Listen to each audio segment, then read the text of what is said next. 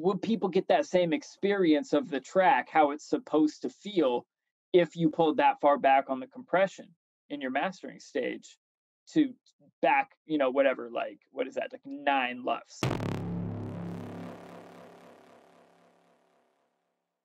So I was actually just talking with Chris Cryptochronica about whether or not to bounce separate versions for SoundCloud and Spotify, right? Because Spotify basically volume matches everything to either 12 or 14, negative 12 or 14 LUFS. And so I have an opinion, but I want to hear what you guys think first on whether or not it makes sense to leave the dynamic range in for those platforms because it would sound better loud, or do you just crank it to -6 LUFS and distribute that everywhere? It's a really good question. And I've been wondering that for myself. And I think it really depends on your genre. That's going to be my kind of cop-out answer. Because like, if you're making like pop music or hip hop or something, and your general target would be like -9 or -8 LUFS, and then you can just like, pull back on your Pro L2 or whatever you're using for your final limiter, and just like leave everything else in the chain the same, but just pull back on that final limiter and send in a version at -12 or -14 to streaming platforms through distribution. That makes a lot of sense to me. And really, like, you're not really crushing it that hard with the limiter. But then the question always arises to me when it comes to, heavy bass music.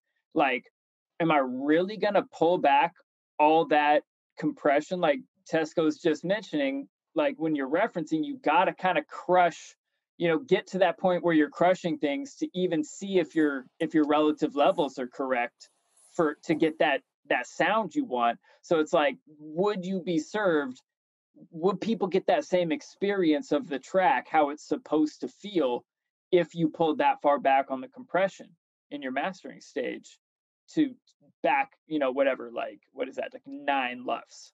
That's a lot of distance to come back. And, they're just going to volume match it with everything anyways. Does it make more sense to just go in to where it sounds the best and just allow that to get turned down to volume match with everything, but still have the compression you want, or pull back? Like, do you guys have any experience like trying it different ways when you're sending stuff into Spotify and such?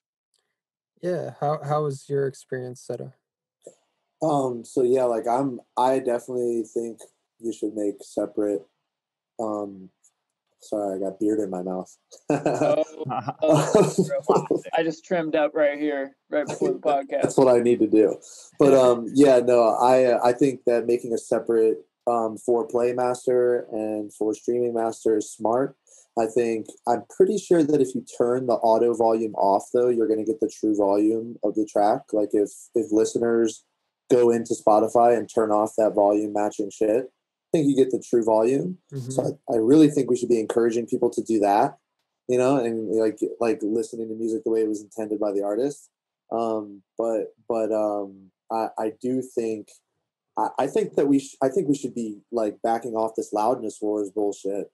I'm a big proponent of dynamics, and like I'm somebody who used to smash my shit hard, and now I'm like realizing that like you can get like loudness with dynamics and not be like, hitting negative. Like, I think wasn't Subtronics like +1 LUFS in his last shit? Is that even possible? Yeah, like some weird shit, or +1. I like, you should listen to his last EP, whatever that was. It was like it was set a new record. Everybody was losing their mind over it, but you like, I don't think it sounds good. I'm not gonna lie to you. Like, I don't think it sounds good. I think it would sound better if he fucking backed off his shit and like eased up on it a little bit. And I mean, like, I think he's an amazing producer, but I just think like there's like, how much louder can I get it? How much cleaner can I get it? How, like, it's I think it's ridiculous.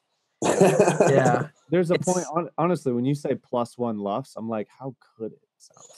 Yeah. I mean, like, like, how would that even translate to? Check it out. Definitely check. It's his it's not the newest one. It was the one that like came out a few months ago or something like that.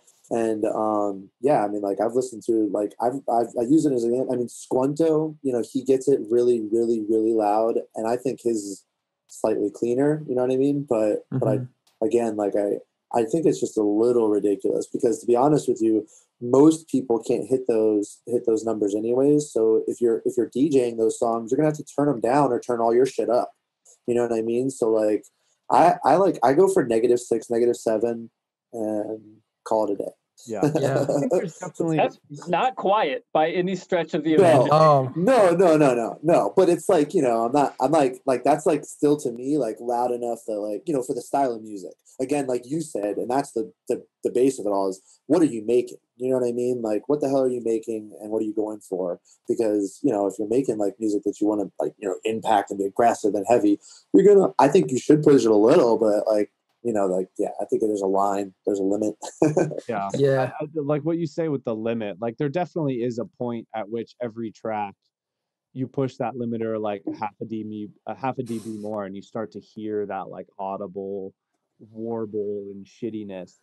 There's always that line in every track that you're working on. And so for me, what I've determined is that, you know, basically find where that point is, like crank the limiter too far and see like, okay, what's my upper threshold in which I know that it's not going to work past, and let's bump it down into the point where it's loud, but it still is not distorting. It still sounds good, but it's like nice and beefy. As far as like the exporting two versions, I've come to the conclusion that I don't think it's worth it, because all like the styles of bass music at large today, that sound that like you were talking about, Tesco, it's just become kind of the bog standard like sound of heavy bass music, to have it like really compressed and everything feels like it's all pushed up to like the front. And if you back a bass music song down to -14, there's just going to be a big difference between elements, and everything's not going to feel like it's at the front. So then you're going to have like, even at a volume matched scenario, I mean, I do agree, like people should turn off that setting, but like who does? I didn't even know it existed until I was today years old. Yeah. And it's like, so at that point, really you're fighting a war that you're probably not going to win, because it's just not going to sound relative to the other big name artists that they're listening to. And just like in today's day and age, you just don't want there to be like a credible difference. You want people to listen to your song and then their song and be like, oh, they're at the same quality threshold, which is all of the gauges that you have, right? But then also, the reason lots of dynamics would sound good is because at a high volume on a nice sound system, the dynamics that you can get of a really punchy kick and then other stuff floating around and getting loud and quiet sounds fucking amazing. But let's level with each other. Who is listening in that environment? Literally no one. Like the Dead Mouses of the world would tell you, I'm going to master my shit at -14, because when I go to play, I'm telling the sound guy, turn me the fuck up, and I will make sure that I'm doing everything on my end correctly, and it's going to sound really good. That is 0.00001% of how people are listening. They're listening on iPod headphones. They're listening off their phone. They're listening in their shitty car stereo or nice car stereo, depending. But like, no one is listening in that scenario. Most people just want it loud to hear it anyways, right? So if like your vocalist sits back from the drums and they have it turned down and they're fucking shitty, crackly iPod headphones on the plane don't get loud enough to actually hear what they're trying to hear, like you're running into an issue there anyways. So you might as well just push it to the point where it starts to sound bad, bring it back to where it's still loud, sounds good. As long as it's louder than -7, fucking call it a day. Yeah, I agree. I used to be very nitpicky about bouncing different versions for everything, but one, it just makes the process take forever, and two, because everybody else is doing it and everything gets level matched anyway, it's all about the relationship between the elements, like whether you're doing pop or hip hop or dubstep or house or whatever, you know, these elements are going to gel together a certain way, like I said, depending on that. And it's like when it gets volume matched anyway, it's not going to have that like ebb and flow between the kick, snare, sub, and all of those like top elements, like the vocals and the mid basses and whatnot. So it's interesting. I don't know if I would do it really either for pop or hip hop or that kind of stuff at this point anymore either, because I'm noticing even, I mean, pop a bit less so, but I notice it trending towards this direction. But hip hop, especially, I notice people are like clipping the shit out of their kicks, especially snares, claps, all that kind of stuff. It's getting louder to get the vocal more forward. So it's interesting. I don't think you can really get that sound that the genre requires without it. I would say if you're recording like acoustic instruments, you're doing like a jam band kind of thing, jazz, that kind of stuff. Yeah, Ambient. dynamics are gonna be awesome. But yeah, I think another reason too, like until those Pioneer mixers get what Spotify has or what SoundCloud has and they get that auto leveling, I don't think DJs are gonna stop, because like for an artist like Subtronics, I think it's an incentive to get it as loud as humanly possible, so that when they play it next to insert other heavy bass music artist who's trying to sound heavier than Subtronics, he plays his shit and it's like, well, damn, that dude sounds wimpy as hell now because his just popped out at me more. And that's like the ongoing battle of heavy music. Like I noticed it when I was doing metal. I noticed it especially in dubstep, hybrid trap, experimental bass, that whole sort of world. It's just like everybody's just trying to see how far they could push that clipping, how far they could push that distortion until it sound. I mean, even we're at the point now where people are just trying to sound tastefully bad. Like, and I love that sound. I love the sound of tastefully bad, but it's just like Tesco's next EP. Here's Tastefully bad. It's actually not a bad name. That's But good. yeah, it's like you said, Evan, too. It's like you keep pushing it half a dB and like your last song hits at minus 4.5 and you get used to the sound of that. And now that sounds normal to you, that level of distortion, whatever. So you push it a little more and you're like, oh, okay, yeah, it's like just on the cusp. And then you get normalized to that. And then you're like, all right, let me push it to minus 3.5. And like, yeah, I see how the rabbit hole like just goes.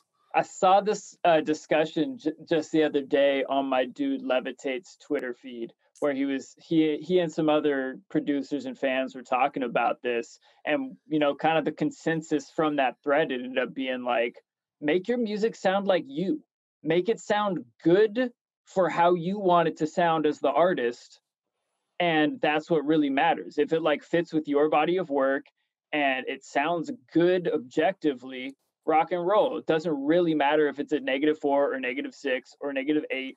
Just like be generally in the range of kind of loud music and go for it, as long as it sounds how you wanted it to.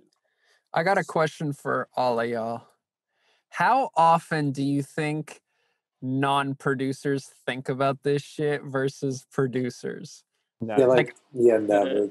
Yeah, I feel like I don't think that care. they notice like the subtle differences in loudness, to be honest with you. Like the big differences, you know, if it was a drastic one, but going from like -6 to -4 or something, like they might not notice, you know what I mean? Like they might not even like, you know, tell a difference. Whether we're talking about arrangement or we're talking about, you know, dynamics, how much to distort, clip, whatever, all comes down to context.